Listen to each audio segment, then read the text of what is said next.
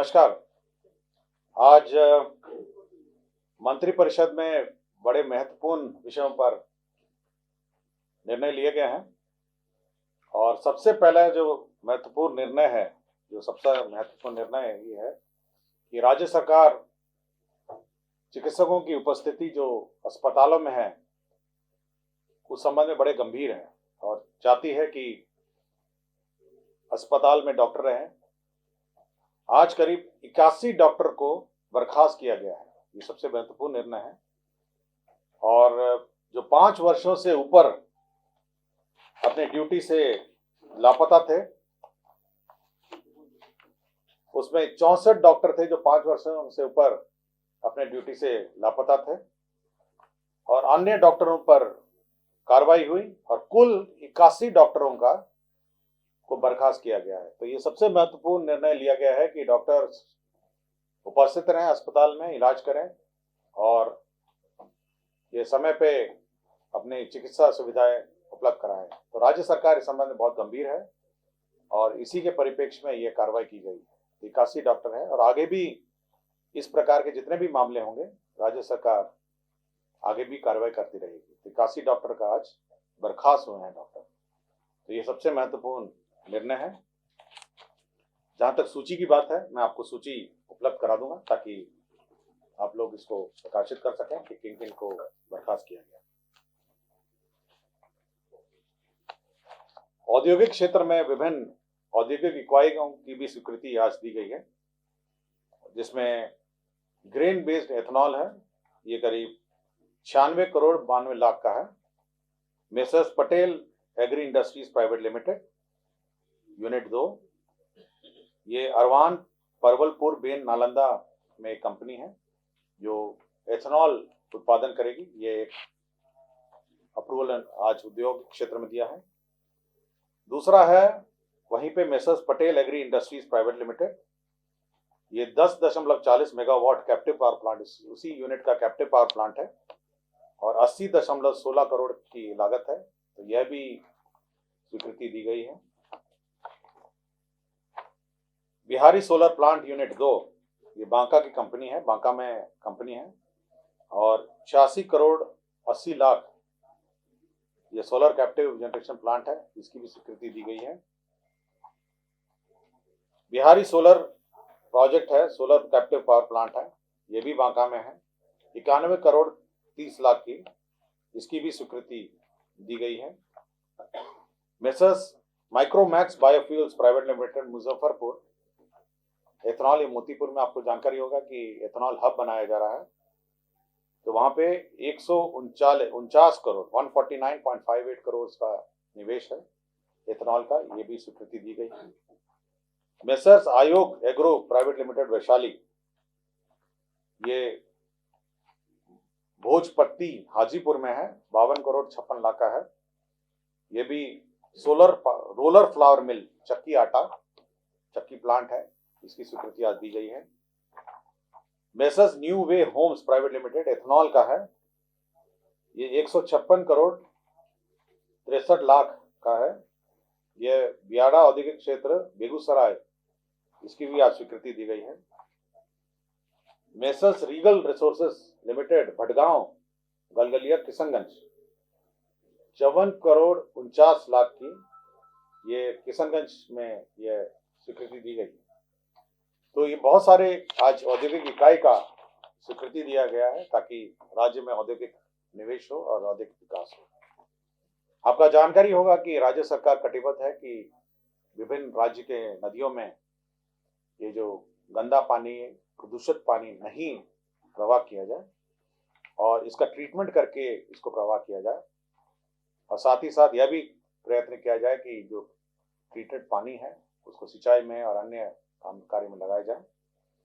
इस आलोक में 173 नालों का राज्य में 161.62 lakh 61 crore 62 lakh bioremediation in situ treatment of sludge of septic tank, community mobile toilet, sewage और बायो रेमेडिएशन ट्रीटमेंट के आलोक में यह ट्रीट किया जाएगा ताकि किसी भी नदी में, राज्य सरकार के किसी भी राज्य में किसी भी नदी में प्रदूषित पानी बहाया नहीं जा सके। तो ये बहुत महत्वपूर्ण निर्णय है और इस निर्णय को कार्यान्वयन के लिए 161 करोड़ 62 लाख लगे हैं एक साल के लिए। तो सभी सेप्टिक टैंक, नाले, जितने भी नाले गंगा नदी में बहाए जाते हैं या अन्य सभी नदियों में, उन सभी को ट्रीट कर कर ही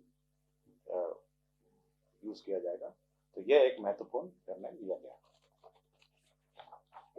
विभिन्न विद्यालयों में, आपके राज्य के प्राथमिक, मध्य, माध्यमिक और उच्च विद्यालय में ये व्यवस्था थी कि जो दान करता थे, जो भूमि के दान करता थे, बिल्डिंग के दान करता थे, उनके नाम, बिल्डिंग, उनके नाम से स्कूल का नामकरण किया जा रहा था।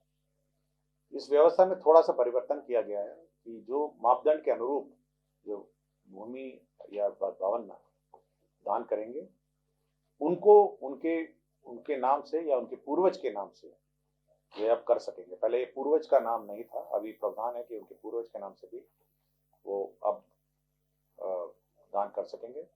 और साथ ही साथ जो मापदंड के नीचे, मापदंड से कम अगर कोई दान देता है तो एक शिलापट के रूप में द्वार पे अंकित कर दिया जाएगा।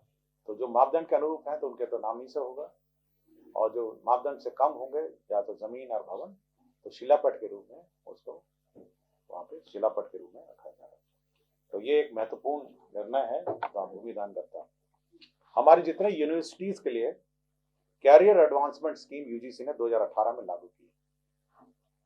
तो ये किस प्रकार ये कैरियर एडवांसमेंट होंगे, हमारे जो राज्य के प्रोफेसर हैं, असिस्टेंट प्रोफेसर हैं, एसोसिएट प्रोफेसर हैं, जितने भी हमारे प्रोफेसर हैं, जो टीचिंग फैकल्टी हैं, उनका क्या कैरियर एडवांसमेंट होगा। तो राज्य सरकार ने इस पर स्वीकृति दी है और कैरियर एडवांसमेंट स्कीम पर राज्य सरकार ने अपनी सहमति दी है। 2018 से ये लागू होगा और ये यूजीसी गाइडलाइन के आधार पर आधारित है। तो ये एक महत्वपूर्ण निर्णय है। हमारे जितने भी यूनिवर्सिटी में असिस्टेंट, एसोसिएट, लेक्चरर्स और प्रोफेसर्स के लिए ये कैरियर एडवांसमेंट स्कीम है। बीएन कॉलेज विश्वविद्यालय मधेपुरा में कुल 18 विषयों में स्नातकोत्तर विभागों की स्थापना, पटना विश्वविद्यालय पटना में बायोटेक्नोलॉजी विभाग की स्थापना तथा पटना विश्वविद्यालय पटना अंतर्गत संचालित विधि महाविद्यालय के लिए सहायक प्राध्यापक, सह प्राध्यापक, प्राध्यापक के 148 पद तथा शिक्षकोत्तर कर्मियों के लिए 41 अर्थात कुल 189 पदों के सृजन की स्वीकृति दी गई है। तो ये बीएन मंडल विश्वविद्यालय मधेपुरा में दिया गया है, पटना विश्वविद्यालय में भी दिया गया है। तो ये पद सृजन का प्रस्ताव है यूनिवर्सिटी में। सामान्य प्रशासन विभाग में 5 वाहन चालकों का पद सृजन किया गया, बहुत छोटी सी संख्या है। इसके साथ साथ वाणिज्य कर विभाग में 4 कंसल्टेंट के पद सृजित किए गए हैं, जिसमें अंकेक्षण संबंधी मामलों के सहज सुगम निष्पादन, सेवानिवृत्त अनुभवी पदाधिकारी, प्रशिक्षण विशेषज्ञ का एक पद और अंकेक्षण विशेषज्ञ, तो 4 पद वाणिज्य कर विभाग में भी स्वीकृत किए गए। जाति का आधारित गणना आपको जानकारी होगी, ये वर्तमान में चालू है और इस जातिगत गणना के लिए जो प्रपत्र है, जो हर व्यक्ति का, हर परिवार का एक प्रपत्र अंकित किया जाएगा, वो सरस्वती प्रेस कोलकाता, राज्य सरकार, बिहार, बंगाल सरकार की प्रेस है, वहाँ पे यह मुद्रित होगा और ये सिक्योरिटी फीचर्स के साथ होगा ताकि कोई डुप्लीकेट और छेड़छाड़ उस प्रपत्र में नहीं कर सके। तो सिक्योरिटी फीचर्स के साथ ये सिक्योरिटी प्रेस में प्रिंट होगा कलकत्ता में। तो ये नामांकन के आधार पर यह स्वीकृति दी गई। फतुहा में 100 एकड़ का अधिग्रहण किया जा रहा है और ये लॉजिस्टिक पार्क, आपको याद होगा फतुहा में रेलवे का भी लॉजिस्टिक पार्क है, लॉजिस्टिक सेंटर है, जहाँ पे फ्रेट कॉरिडोर है, फ्रेट टर्मिनल है। तो लॉजिस्टिक पार्क 100 एकड़ का है और इसके अधिग्रहण में 168 करोड़ लागत आएगी। और साथ ही साथ भारत सरकार के साथ national highways logistic management limited, Bharat सरकार का ये उपक्रम है, और रेल विकास निगम लिमिटेड, इनके साथ एक एमओयू भी होगा और ये एमओयू के आधार पर कार्य होगा। तो एक लॉजिस्टिक पार्क अभी निर्माण की स्वीकृति राज्य सरकार ने दी है। जल संसाधन विभाग में एक परामर्शी का पद स्वीकृत किया गया है। अभियंता प्रमुख, मुख्य अभियंता के पदाधिकारी, वेतन स्तर 14-13 का तकनीकी परामर्श का एक गैर संवैधानिक होगा 2 वर्ष की। लेवल क्रॉसिंग की भी स्वीकृति राज्य सरकार ने दी है।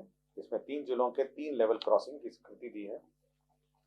139 करोड़ 48 लाख की है। मैं स्थल बता देता हूँ कहाँ कहाँ लेवल क्रॉसिंग की स्वीकृति दी है।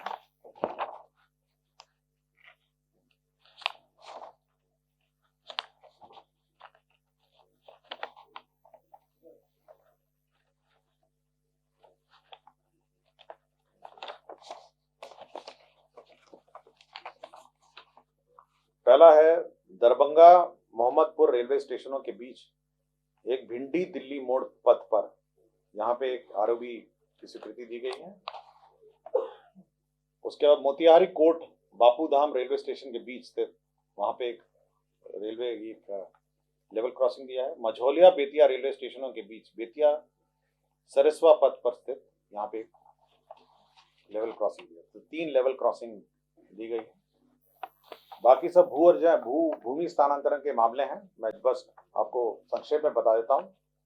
औरंगाबाद जिला अंतर्गत बारून अंचल में ये डेडिकेटेड फ्रेट कॉरिडोर बन रहा है, वहां पर भूमि स्थानांतरण राज्य सरकार ने किया है। बारून अंचल में ही मौजा बारून पिपरा, वहां पर भी डेडिकेटेड फ्रेट कॉरिडोर के लिए जमीन दी गई है। गया जिला अंतर्गत बाराचट्टी अंचल मौजा विशनपुर थाना, वहां पे भी Bihar state power transmission company limited को भूमि दी गई है, जो 132 और 33 केवीए का ट्रांसफार्मर लगाएगा। दरभंगा जिला अंतर्गत आपको जानकारी होगा, दरभंगा जिला अंतर्गत लैंडफिल साइट, जहां पर कूड़ा को प्रोसेसिंग करके वहां पे उसको फिलिंग करते हैं, जो प्रोसेसिंग के बाद जो फिल करते हैं उसका उस भूमि के लिए निःशुल्क स्थानांतरण नगर विकास एवं आवास विभाग को किया गया है। और फिर औरंगाबाद अंचल जिला अंतर्गत रफीगंज अंचल के विभिन्न मौजाओं को डेडिकेटेड फ्रेट कॉरिडोर भारत सरकार को